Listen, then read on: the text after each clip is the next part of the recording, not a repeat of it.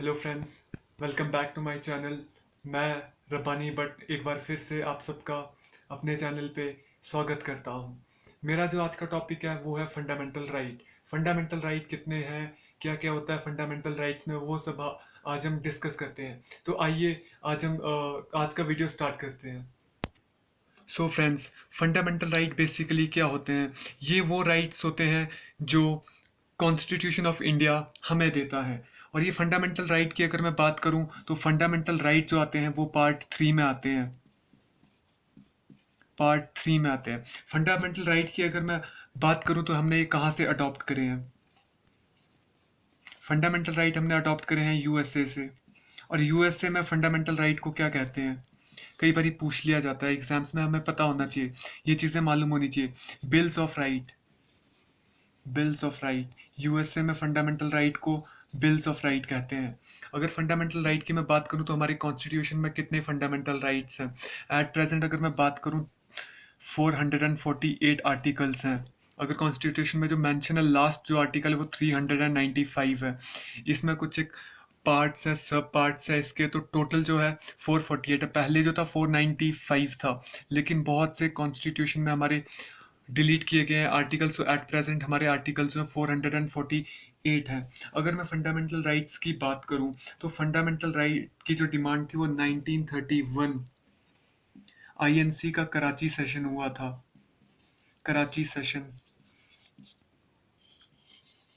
वहां पर वल्लभ भाई पटेल ने, सरदार वल्लभ भाई पटेल, इन्होंने एक रेजोल्यूशन पास करा था कि हमारे फंडामेंटल राइट्स होने चाहिए। तो ये वहाँ से फंडामेंटल रेजोल्यूशन पास किया था सरदार वल्लभ भाई पटेल ने। सेशन ये कराची था। ये आपको चीज़ें पता होनी चाहिए, बेसिक बेसिक चीज़ें जो हायर एग्जाम्स में पूछी जाती हैं। इसके अलावा मैं अगर बात करूँ, जब इंडिया इंडिपेंडेंट हुआ था, इंडिपेंडेंस मिली थी, तो उस टाइम पे फंडामेंटल राइट्स के लिए कमेटी बनी थी, कमेटी ऑन फंडामेंटल राइट। तो वो कमेटी किसने बनाई थी? उसके जो हेड थे वो कौन थे? वल्लभ भाई पटेल ही थे, सरदार वल्लभ भाई पटेल। मैं शॉर्ट में लिख रहा हूँ। इसके अलावा अगर मैं बात करूँ, एक और कमेटी थी, sub committee on fundamental right, sub committee on fundamental right. तो उसके जो हेड चेयरमैन थे वो थे जेबी कृपलानी। जेबी कृपलानी की अगर मैं बात करूं तो ये 1947 में जब इंडिया आज़ाद हुआ था, तो उस टाइम पे ये आईएनसी के प्रेसिडेंट थे, 1947 टू 48। ये क्वेश्चन भी कई बार पूछ लिया जाता है। और ये 63 या 4 डेज के लिए ये अरेस्ट भी रहे, अगर मैं हिस्ट्री के किसी पोर्शन की बात करूं। फंडामेंटल राइट की अगर मैं बात करूं तो हमारे फंडामेंटल राइट जो हैं वो 6 हैं at present. At present fundamental right जो है हमारे वो 6 हैं। अगर मैं टोटल ओवरऑल की बात करूं तो ओवरऑल जो फंडामेंटल राइट्स है वो जब कॉन्स्टिट्यूशन अडॉप्ट करा था उस टाइम पे 7 थे। लेकिन 44th अमेंडमेंट 1978 बहुत इंपॉर्टेंट है, क्योंकि जो चीज़ें भी डिलीट हुई हैं वो इसी अमेंडमेंट में हुई हैं। तो उसमें जो राइट टू प्रॉपर्टी था, right to property, right to property जो था वो डिलीट कर दिया गया था under article 300 and A, under article 300 and A, और पार्ट 7 के साथ इसे डिलीट किया गया था।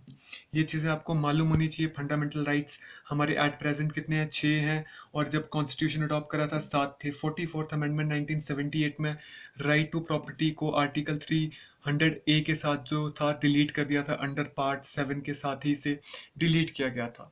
अब मैं आपको बताता हूँ कि फंडामेंटल राइट्स हमारे कौन कौन से हैं। सो दोस्तों, अगर मैं बात करूँ, ये जो मैंने राइट टू प्रॉपर्टी बोला आपको, कई बार क्वेश्चन पूछ लिया जाता है हायर एग्जाम में कि कौन सा हमारा ये राइट है। राइट टू प्रॉपर्टी जो अभी हमारा है ये एक लीगल राइट है। ये बेसिक सी चीज़ें हैं जहाँ पे बच्चे मिस्टेक्स करते हैं, और ये चीज़ें हमें मालूम होनी चाहिए, क्योंकि ये सब चीज़ें हायर एग्जाम्स में मोस्टली पूछी जाती हैं।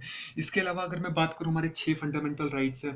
पहले अगर मैं फंडामेंटल राइट की बात करूँ तो वो है right to equality, right to equality. ये जो आर्टिकल्स आते हैं राइट टू इक्वालिटी के, वो आते हैं 14th आर्टिकल से लेकर के 18th आर्टिकल। और मैं आर्टिकल्स इसके जो हैं 14, 15, 16, equality before law, prohibition of discrimination on the basis of religion, caste, sex, जो भी है, और इक्वल अपॉर्चुनिटी 16th आर्टिकल, ये मैं आपको अभी डिटेल में नहीं बताऊंगा। इसके लिए मैं अलग से वीडियो लेकर के आऊँगा, क्योंकि ये वीडियो फिर काफ़ी ज़्यादा लंबा हो जाएगा। और दूसरा जो है सेकंड हमारा आर्टिकल है, फंडामेंटल राइट है, वो राइट टू फ्रीडम है, राइट टू फ्रीडम। और इसके लिए आर्टिकल की मैं बात करूँ, आर्टिकल 19 से लेके आर्टिकल 22 तक ये डील करता है। अगर आर्टिकल 19 की मैं बात करूँ, आपको एक चीज़ यहाँ से पता होनी चाहिए, आरटीआई। आरटीआई जो आती है वो 19th के सब पार्ट फर्स्ट में आती है। और आरटीआई कौन लेकर के आया था? आरटीआई के लिए जो फाउंडर है उनका नाम है अरुणा रॉय। ये सब चीज़ें हमें पता होनी चाहिए थी। और ये आरटीआई कब से स्टार्ट हुई है, तो वो डेट है 12 अक्टूबर 2005। ये बेसिक सी चीज़ें हमें मालूम होनी चाहिए। और ये आर्टिकल 19A के अंडर आता है। ये बेसिक सी चीज़ थी, मैंने बता दी। इसके अलावा जो हमारा थर्ड फंडामेंटल राइट आता है, वो right against exploitation, right against exploitation.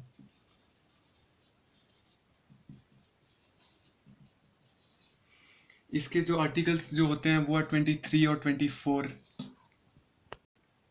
अगला जो हमारा फंडामेंटल राइट है वो है right to freedom of religion.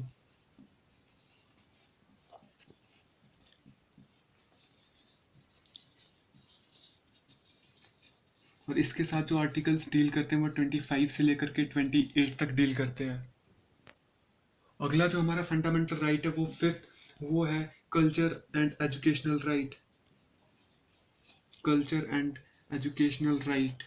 और ये जो है आर्टिकल 29 एंड 30 इसके साथ डील करते हैं। और जो हमारा सिक्स्थ है, मैं सातों बता रहा हूँ अभी, जो सिक्स्थ हमारा है वो राइट टू प्रॉपर्टी था, right to property.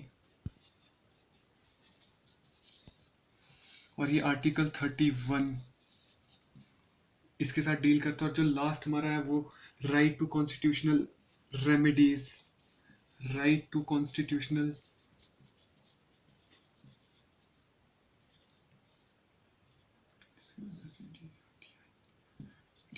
Constitutional remedies. और ये आर्टिकल 32 के साथ आता है, इसके साथ डील करता है। और ये जो राइट टू कॉन्स्टिट्यूशनल रेमेडीज है, इसे heart and soul of constitution भी कहा जाता है, heart and soul of constitution. और इसे heart and soul of constitution किसने कहा था? जिन्होंने बी कॉन्स्टिट्यूशन बनाया था, BR अम्बेडकर। इन्होंने इसे heart and soul of constitution कहा था। इसके अलावा मैं और एक चीज़ आपको बता दूं कि ये जो आर्टिकल फिर 32 है, इसके साथ जो एक और आर्टिकल है 226, जो कि हाई कोर्ट में आप जितने भी ये फंडामेंटल राइट्स हैं इनका वायलेशन होता है तो उसके अगेंस्ट आप हाई कोर्ट में जा सकते हो। अंडर आर्टिकल 226 हाई कोर्ट में मूव कर सकते हो कि इन सब आर्टिकल्स का उल्लंघन हो रहा है। तो इसके लिए एक रिट की जाती है।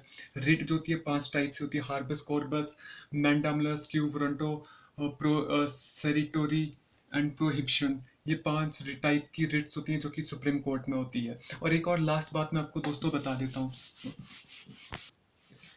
एक बात मैं दोस्तों आपको बता देता हूँ, कुछ एक आर्टिकल्स हैं। आर्टिकल ये आपको याद रखने के लिए क्वेश्चन पूछ लिया जाता है हायर एग्जाम्स में। Article 15, article 16, article 19, article 29 and article 30। ये वो आर्टिकल्स हैं जो कि सिर्फ इंडियन जो सिटीजन्स हैं, ये उनके लिए, only Indian citizen, only for Indian citizens. ये वो आर्टिकल्स हैं।